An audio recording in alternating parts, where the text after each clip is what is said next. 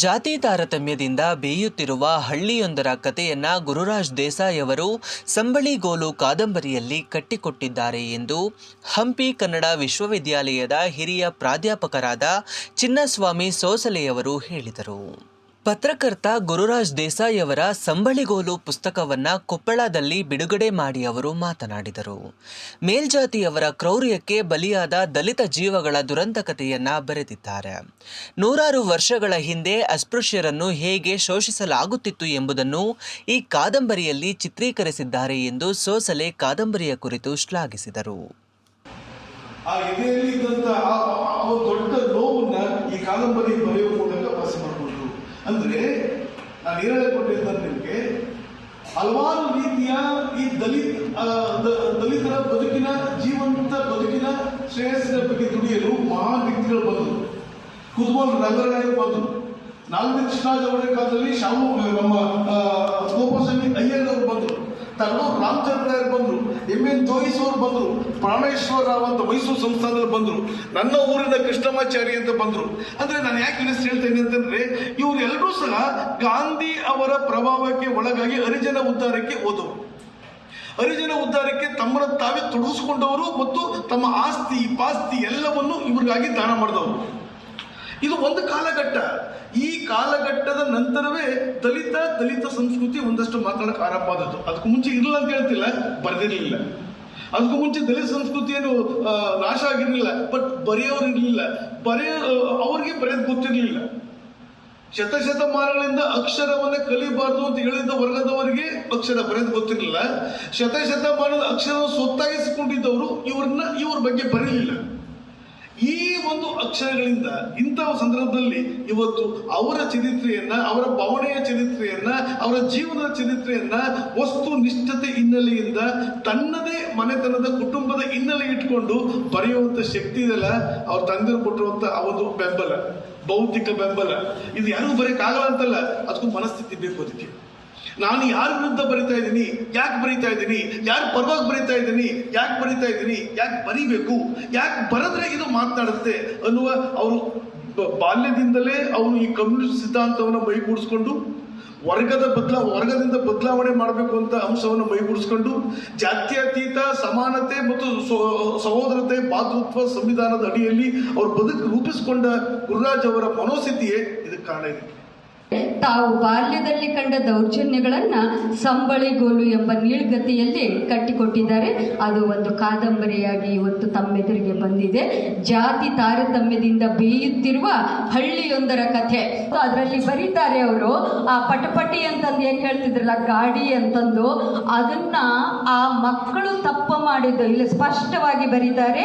ಒಂದು ದಲಿತ ಕುಟುಂಬ ಮತ್ತು ಒಂದು ಕುರುಬರ ಹುಡುಗ ಅದನ್ನ ಹೊಲದಲ್ಲಿ ಕದ್ದಿದ್ದಕ್ಕಾಗಿ ಆ ಪಟಪಟಿ ಹಿಂದೆ ಮಕ್ಕಳನ್ನ ಕಟ್ಟಿ ಪೊಲೀಸ್ ಠಾಣೆಯವರೆಗೂ ಸಹಿತ ಎಳೆಯೋದೇನಿದೆ ಅಲ್ಲ, ಒಂದು ನನ್ಗೆ ಆ ಚಿತ್ರ ಬರೋದು ಆ ಸಿನಿಮಾದಾಗ ನೋಡ್ತೀವಿ. ಆದ್ರೆ ಇದನ್ನಾಗ್ಲೇ ಅವ್ರು ಹೇಳಿದ ಸತ್ಯ, ಚಿತ್ರಕಥೆನೇ ಆಗಿದೆ ಇದು. ಅದು ನೋಡಿದಾಗ ಆ ಪಟಪಟಿ ಹಿಂದೆ ಮಕ್ಕಳನ್ನ ಆ ಗಾಡಿ ಎಷ್ಟು ಸ್ಪೀಡಾಗಿ ಹೋಗ್ತದೋ ಅಷ್ಟು ಆ ಮಕ್ಕಳು, ನಾವು ಎಲ್ಲರೂ ಒಂದು ಮಗು ಬಿದ್ದರೆ ತೆರೀತಾ ಮಗು ಅಂತೀವಿ, ಆದ್ರೆ ಪೊಲೀಸ್ ಠಾಣೆಯವರೆಗೂ ಸಹಿತ ಆ ತಿಳಿಯಲಾರದ ಮಗು ಅಂಥ ಮಕ್ಕಳನ್ನ ಎಳ್ಕೊಂಡು ಹೋದ್ರಲ್ಲ, ಎಷ್ಟು ತೆರೆದಿರ್ಬೇಡ, ಎಷ್ಟು ಗಾಯ ಆಗಿರ್ಬೇಡ, ಎಷ್ಟು ಚಿತ್ರಹಿಂಸೆ ಆಗಿರ್ಬೇಡ, ಇದು ಎಲ್ಲವನ್ನು ಸಹಿತ ಇಲ್ಲಿ ಕಟ್ಟಿಕೊಟ್ಟಿದ್ದಾರೆ ಅವರು. ಮತ್ತು ಇಲ್ಲಿ ಕೆಲವರು ಮಾತಾಡ್ತಾ ಇರುವಾಗೂ ಹೇಳಿದ್ರು, ಪೊಲೀಸ್ ವ್ಯವಸ್ಥೆಯ ಬಗ್ಗೆ ಬಹಳ ಚೆಂದಾಗಿ ಬರ್ದಾರೆ ಅವರು. ಆಗಿನ ಕಾಲದಲ್ಲಿ ಈಗ್ಯೂ ಸಹಿತ ಹಣ ಇದ್ದವರು ಮತ್ತು ಕೆಲವು ಕೇಸುಗಳಲ್ಲಿ ನೋಡ್ತೀವಿ, ಅಲ್ಲಿಯೂ ಕೂಡ ಯಾರು ಪ್ರಬಲರಾಗಿರ್ತಾರೋ ಅವರಿಗೆ ನ್ಯಾಯ ಹೊರತಾಗಿ ಯಾರು ಶೋಷಣೆಗೊಳಗಾಗಿರ್ತಾರೋ ಅವರಿಗೆ ನ್ಯಾಯ ಸಿಗಲಿಕ್ಕೆ ಸಾಧ್ಯ ಆಗುವುದಿಲ್ಲ ಅನ್ನುವಂಥದ್ದು ಇಲ್ಲಿಯೂ ಕೂಡ ಕೆಲವು ಉದಾಹರಣೆಯನ್ನ ಹೇಳ್ತಾರೆ ಅವರು. ಈ ಒಂದು ಧನಿಕರ ಕಪಿಮುಷ್ಟಿಯಲ್ಲಿರುವುದು ಇಲ್ಲಿ ಚಿತ್ರಿತವಾಗಿದೆ. ಇಡೀ ಪೊಲೀಸ್ ವ್ಯವಸ್ಥೆಯ ಬಗ್ಗೆಯೂ ಕೂಡ ಅವರು ಬರೆದಿದ್ದಾರೆ. ಸಂಘಟನೆಯ ಮೂಲಕ ದಲಿತ ಕೇರಿಯಲ್ಲಿ ಮೂಡಿಸಿದ ಜಾಗೃತಿ ಏನಿದೆ ಅಲ್ಲ, ಆ ಒಂದು ಪಾತ್ರ ನಾಯಕನಾಗಿ ಶ್ರೀಧರನ ಪಾತ್ರವಾಗಿ ಸೋಮರೆಡ್ಡಿ ಅವರು ಹೇಳಿದ ಹಾಗೆ ಇಲ್ಲಿ ಸಾರ್ಥಕ್ಯ ಕಂಡಿದೆ ಅಂತ ನಾನು ಅದನ್ನ ಇಡೀ ಪುಸ್ತಕ ಓದಿದಾಗ ನನಗೆ ತುಂಬ ಖುಷಿಯಾಯಿತು. ಆಗಲಾದರೂ ಒಂದು ಚಿಕ್ಕ ಎಳೆಯ ಮಗುವಿನ ಮನಸ್ಸಿನಲ್ಲಿ ಆ ಹೋರಾಟದ ಮನೋಭಾವನೆಯನ್ನು ಬೆಳೆಸಿದಾರಲ್ಲ, ಅವ್ರ ತಂದೆಗೆ ನಾನು ವೈಯಕ್ತಿಕವಾಗಿ ಮತ್ತು ಸಮಾಜ ಸಮಾಜದ ಪರವಾಗಿ ನಿಮಗೆ ಋಣಿಯಾಗಿರ್ತೀವಿ ಅಂತ ಹೇಳ್ತೀವಿ. ಯಾಕಂತಂದ್ರೆ ಸಾಂಪ್ರದಾಯಿಕ ಜಡ್ಡುಗಟ್ಟಿದ ಅಂತ ಏನು ನಮ್ಮ ಗುರುಗಳು ಹೇಳಿದ್ರು, ಅಂಥ ಕಾಲದಲ್ಲಿಯೂ ಕೂಡ ಆ ಮಗುವಿನ ಮನಸ್ಸಿನಲ್ಲಿ ನೀವು ಹೋರಾಟದ ಕಿಚ್ಚನ್ನು ಹಚ್ಚಿರಲ್ಲ.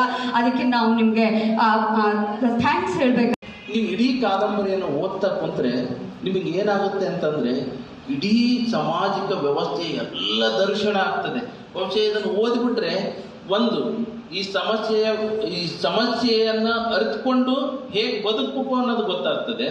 ಜೊತೆಗೆ ಅದಕ್ಕೆ ಪರಿಹಾರವನ್ನು ಸೂಚಿಸೋದು ಇಲ್ಲಿ ಬೇರೆ ಯಾರೂ ಇಲ್ಲ, ಆ ಪರಿಹಾರಕ್ಕಾಗಿ ನಾವೇ ಹೋರಾಟ ಮಾಡಬೇಕು ಅನ್ನೋ ಒಂದು ಮನಸ್ಥಿತಿ ಈ ಸಂಬಳಿಗೋಲಿನಲ್ಲಿ ಇದೆ ಅನ್ನೋದನ್ನು ಆ ಶ್ರೀಧರ ಅಂತಕ್ಕಂಥ ಪಾತ್ರ ಒಂಥರ ಕಣ್ಣ ನೀರು ಬಂದ್ಬಿಡ್ತದೆ.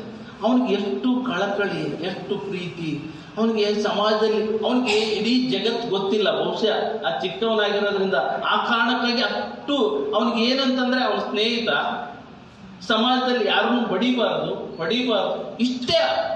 ಆ ಪಾತ್ರ ಅನ್ನೋದೈತಲ್ಲ ಅದು ನಮ್ಗೆ ಹೆಂಗೆ ಚುಚ್ತಾ ಇರ್ತೈತೆ ಅಂತಂದರೆ ಕಚ ಚುಚ್ತಾ ಇರ್ತೈತೆ. ಈ ಕಡೆ ಇದ್ದರೆ ಈ ಶೋಷಣೆ ಮಾಡುವಂಥ ಮನಸ್ಥಿತಿಗಿದ್ರೆ ಕಚ ಚುಚ್ತದೆ. ಅದೇ ನೀವು ಆ ಪಾತ್ರವನ್ನು ಆ ದಲಿತ ಶೋಷಣೆಯ ವಿರುದ್ಧ ನಿಮ್ಮ ಮನಸ್ಥಿತಿ ಇದ್ರೆ ನಿಮ್ಮನ್ನ ಜಾಗೃತ ಮಾಡ್ತದೆ. ಎಷ್ಟು ಆ ಪಾತ್ರ ಇಷ್ಟು ಅದು ಪುಟ್ಟ ಪಾತ್ರ, ಆದರೆ ಇಡೀ ಕಥೆಯನ್ನ ಕೇಂದ್ರೀಕರಿಸಿಬಿಟ್ಟಿದ್ದಾರೆ. ಇಡೀ ಕಥೆಯನ್ನ ಆ ಶ್ರೀಧರನ ಪಾತ್ರ ಪ್ರಾರಂಭದಿಂದನೇ ಪ್ರಾರಂಭ ಆಗ್ತದೆ. ಆ ಊರಾಗ ಗಲಾಟೆ ಆದೊಳಗ ಅವರೆಲ್ಲರೂ ಅವ್ರನ್ನ ಶೇಂಗಾ ಕದ್ದಿರಂತ ಆ ಇಬ್ಬರನ್ನ ಬಡಿಯುವ ಸಂದರ್ಭದಲ್ಲಿ ಒಳಗಿರುವಂತ ಮನಸ್ಥಿತಿ, ಬಹುಶಃ ಅದು ಒಂದು ಮಗುವಿನ ಮನಸ್ಥಿತಿಯನ್ನ ಹೇಗೆ ಬೆಳೆಸ್ಕೊಂಡು ಹೋಗ್ತಾರೆ ಗುರುದಾಸ್ ದೇಸಾಯಿ ಅವರು ಅಂತಂದ್ರೆ, ನಂತರ ಅವರಿಬ್ಬರನ್ನ ಸ್ನೇಹ ಮಾಡ್ತಾರೆ ಆ ದಲಿತ ಬಾಲಕನ ಜೊತೆ, ಹೆಗಲ ಮೇಲೆ ಕೈ ಹಾಕೋದು. ಇಡೀ ಕತೆ ಹೇಗಿದೆ ಅಂದ್ರೆ ಒಂಥರ ಚಿತ್ರಕಥೆ ಇದ್ದಂಗಿದೆ ಕಾದಂಬರಿ ಅನ್ನೋದು. ಬಹುಶಃ ಪಾತ್ರದ ಹೆಸರುಗಳನ್ನ ಕೊಟ್ಟು ಮುಂದೆ ಅವರ ಸಂಭಾಷಣೆಯನ್ನು ಬರೆದ್ಬಿಟ್ರೆ ಪಕ್ಕಾ ಒಂದು ಸಿನಿಮಾ ಆಗೋದ್ರಲ್ಲಿ ಯಾವುದೇ ಅನುಮಾನ ಇಲ್ಲ. ಅಷ್ಟು ಸ್ಪಷ್ಟವಾಗಿ, ಅಷ್ಟು ಅರ್ಥಪೂರ್ಣವಾಗಿ ಆ ಸಂಬಳಿಗೋಲಿದೆ. ನನಗೆ ಈ ಸಂಬಳಿಗೋಲು ಇದು ಒಂದು ಸತ್ಯ ಘಟನೆ, ಅದನ್ನು ಅವರೇ ಹೇಳ್ಕೊಂಡಿದ್ದಾರೆ. ಆಮೇಲೆ ಇದು ನಮ್ಮ ಕಾಲಘಟ್ಟದಲ್ಲಿ ಆಗಿರುವಂಥದ್ದು. ಎರಡನೇದು, ಅವರು ಅತ್ಯಂತ ಅದಕ್ಕೆ ಪರಿಹಾರವನ್ನು ಸೂಚಿಸಿದ್ದಾರೆ. ಏನು ಅಂತಂದರೆ ಆ ಪಾತ್ರದ ಮೂಲಕ ಒಬ್ಬ ಪತ್ರಕರ್ತನ ಪಾತ್ರ, ಜಿಲ್ಲಾಧಿಕಾರಿಗಳು ಬರ್ತಾರೆ ನೋಡ್ರಿ, ಅವರು ಹೇಗೆ ತಮ್ಮ ಯೋಚನೆಯನ್ನು ಮಾಡಿದ್ದಾರೆ. ನನಗೆ ಅದು ಎಷ್ಟು ಒಂದು ಘಟನೆಗೆ ಬೇರೆ ಕೇವಲ ಆ ಘಟನೆ ಹೇಗಿದೆ ಅಂತೇಳಿ ಹಾಗೆ ಹೇಳಿಲ್ಲ. ಆ ಘಟನೆಯ ಸಂದರ್ಭದಲ್ಲಿ ಏನು ಮಾಡ್ತಾರೆ ಅಂತಂದರೆ, ಆ ಜಿಲ್ಲಾಧಿಕಾರಿ ಪಾತ್ರ ಅಲ್ಲಿ ಪೊಲೀಸ್ ವ್ಯವಸ್ಥೆಯನ್ನು ಕ್ರಿಟಿಸೈಸ್ ಮಾಡೋದಕ್ಕೆ ಮತ್ತು ಅವರು ಆ ವ್ಯವಸ್ಥೆಯ ಜಿಡ್ಡುಗಟ್ಟಿದ ವ್ಯವಸ್ಥೆಗೆ ಹೇಗೆ ಬೆಂಬಲಿಸ್ತಾ ಇರ್ತಾರೆ ಅಂತೇಳಿ, ಕೊನೆಗೆ ಅವರು ಹೇಗೆ ಚಿಕ್ಕಾಕೊಳ್ತಾರೆ ಅಂತೇಳಿ, ನನಗೆ ಅದೆಲ್ಲದಕ್ಕಿಂತ ಅತ್ಯಂತ ಖುಷಿ ಕೊಟ್ಟಿದ್ದು ಅಂತಂದರೆ, ನನಗೆ ಘಾಸಿಯಾಗಿದ್ದು ಅವ್ರನ್ನ ಚೆಂಗಕ್ಕಂದು ಬಡಿದು ಅವ್ರನ್ನ ಆ ಬೈಕಲ್ಲಿ ಕಟ್ಕೊಂಡು ಹೋಗಿ ಪೊಲೀಸ್ ಸ್ಟೇಷನ್ಗೆ ಹಿಡಿದಾಗ ಆ ಪೊಲೀಸ್ ವ್ಯವಸ್ಥೆಯು ಕೂಡ ಅವ್ರ ಪರವಾಗಿ ನಿಂತಾಗ ಇದೆಲ್ಲವೂ ಕೂಡ ಅತ್ಯಂತ ನೋವು ಅನಿಸ್ಬಿಡ್ತದೆ. ಆದರೆ ಕೊನೆಗೆ ಅಂಥ ಘಟನೆಗೆ ಕಾರಣವಾದಂಥವ್ರು ಜೀವ ತೆಗೆದುಕೊಂಡವರಿಗೆ 12 ವರ್ಷ ಜೈಲಾಗಿ ಮತ್ತೆ ವಾಪಸ್ ಬಂದಾಗ ಜ್ಞಾನೋದಯ ಆಗುವಂಥ ಆ ಕೆಂಚನ ಪಾತ್ರ ಬರ್ತದೆ. ಮಾದಿಗ ಕೆಂಚನಾಗ್ತಾನೆ. ಇದು ನೋಡಿ, ಅದು ಅಂದರೆ ಒಬ್ಬ ಕಾದಂಬರಿಕಾರ ಕೇವಲ ಪ್ರಾರಂಭವನ್ನು ಅಷ್ಟೇ ಅಲ್ಲ, ಮುಕ್ತಾಯವನ್ನು ಮೊದಲೇ ಊಹೆ ಮಾಡ್ಕೊಳ್ಬೇಕಾಗ್ತದೆ. ಇಲ್ಲ ಅಂತಂದರೆ ಕಾದಂಬರಿಯ ಪಾತ್ರ ಆ ಸೃಷ್ಟಿಯಾಗಲಿಕ್ಕೆ ಸಾಧ್ಯ ಇಲ್ಲ. ನಿಮಗೆ ಶ್ರೀಧರನ ಪಾತ್ರವು ಕೂಡ ಅಷ್ಟೇ, ಮಗುವಾಗಿದ್ದಾಗ ಅಷ್ಟೇ ಪಾತ್ರವನ್ನು ಸೃಷ್ಟಿ ಮಾಡಿಕೊಂಡ್ರೆ ನೀವು ಮುಂದೆ ಆ ಕಾದಂಬರಿಯನ್ನು ಬೆಳೆಸೋದು ಬಹಳ ಕಷ್ಟ ಆಗ್ತದೆ. ಆತನಿಗೆ ಕಲ್ಪನೆ ಇರಬೇಕು, ಆ ಮಗು ಬೆಳೀತಾ ಇದೆ, ಮುಂದೆ ಶಾಲೆಗೆ ಹೋಗ್ತದೆ ಅನ್ನೋ ಕಲ್ಪನೆ ಇರಬೇಕು. ಮತ್ತು ಸಂಪರ್ಕವನ್ನು ಕೊಂಡಿಯಾಗಿ ರೂಪಿಸುವಲ್ಲಿ ಆ ಕಥೆಯನ್ನು ತಾನು ಹೇಳಬೇಕಾಗಿರ್ತದೆ. ಶ್ರೀಧರನ ಪಾತ್ರ ನನಗನ್ಸಿದ ಮಟ್ಟಿಗೆ ತನ್ನ ಬಯಕೆ ಏನಿದೆ ಅನ್ನೋದನ್ನು ಶ್ರೀಧರನ ಮೂಲಕ ವ್ಯಕ್ತಪಡಿಸುವುದೇ ಇಡೀ ಕಾದಂಬರಿಯ ತಿರುಳು.